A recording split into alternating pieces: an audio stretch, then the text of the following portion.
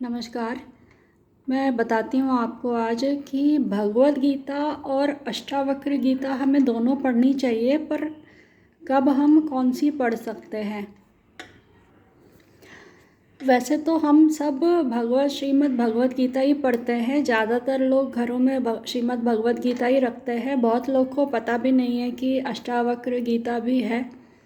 पर अगर आपको जीवन बहुत संग्राम लगता है, संघर्ष लगता है, तो पहले आप भगवद गीता पढ़ें, क्योंकि उसमें बहुत सारे मार्ग बताए गए हैं। कर्म योग बताया गया है, ज्ञान योग बताया गया है, भक्ति योग बताया गया है।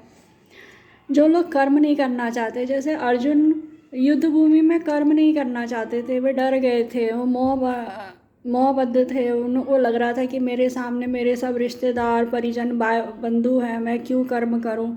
तो कृष्ण भगवान ने उनको गीता उपदेश दिया ताकि वो अपने रिस्पॉन्सिबिलिटीज़ का पालन कर सके।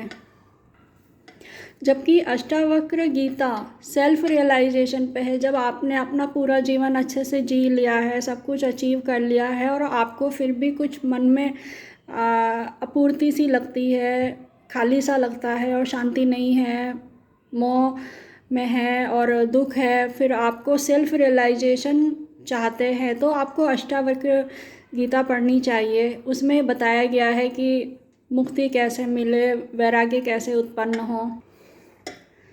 अष्टावक्र गीता में जब जनक पूछते हैं कि हे प्रभु, ज्ञान प्राप्ति का क्या उपाय है और मेरी मुक्ति कैसे हो, वैराग्य कैसे प्राप्त हो, तो एक्चुअली में ये किताब बहुत ऊंचे लेवल से शुरू होती है। राजा जनक उस समय भगवद गीता के कृष्ण अर्जुन से एक कदम ऊपर है। वो पहले से कर्म करे हुए हैं, उन्हें कोई दुविधा नहीं है, वो एक जिज्ञासु हैं। अर्जुन मुक्ति नहीं चाह रहे हैं, अर्जुन तो कर्म से पीछे हट रहे हैं, अर्जुन मुक्ति नहीं चाह रहे, जबकि यहाँ पे राजा जनक मुक्ति चाह रहे हैं। श्रीमद् भगवद गीता का पहला अध्याय विषाद योग है। कृष्ण उसमें कुछ नहीं कहते, केवल अर्जुन ही उसमें 47 श्लोकों में अर्जुन ही अपनी चीज़ें बोले जा रहे हैं कि मैं क्यों कर्म नहीं करना चाहता, मैं क्यों नहीं लड़ना चाहता। वे हथियार रख के बैठ गए हैं।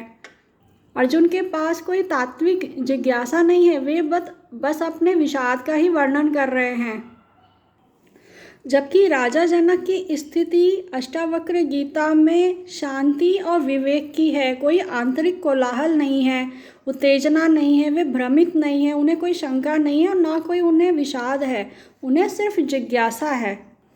तो अष्टावक्र राजा जनक से कहते हैं कि तात, यदि तुम मुक्ति चाहते हो तो विषयों को विष के समान छोड़ दो और क्षमा, सरलता, दया, संतोष और सत्य का अमृत के समान सेवन करो।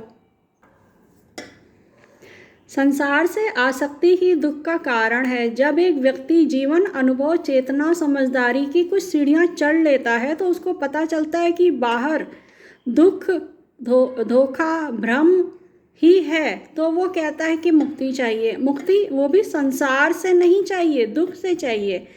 तो हमें अष्टावक्र गीता ये बताती है कि जो आचार्य प्रशांत ने भी लिखी है और जो और भी हैं लोगों ने लिखी है, उसमें ये बताया गया है, आचार्य प्रशांत वाली गीता में चैप्टर्स हैं कि मन के झमेलों में मत फंसो, देर नहीं हो तुम, संसार से आसक्ति ही दुख है, आत्मज्ञान कैसे प्राप्त हो, कामनाएं अंत में दुख ही देती हैं, तो जो भी कर्म करो निष्काम करो, शरीर भाव में जीते रहना मूढ़ता है, निष्काम कर्म ही मुक्ति है। तो इसीलिए बहुत अच्छे चैप्टर्स हैं, बहुत अच्छी बातें बताई गई है अष्टावक्र गीता जो आचार्य प्रशांत लिखी है, हम उसे पढ़ सकते हैं।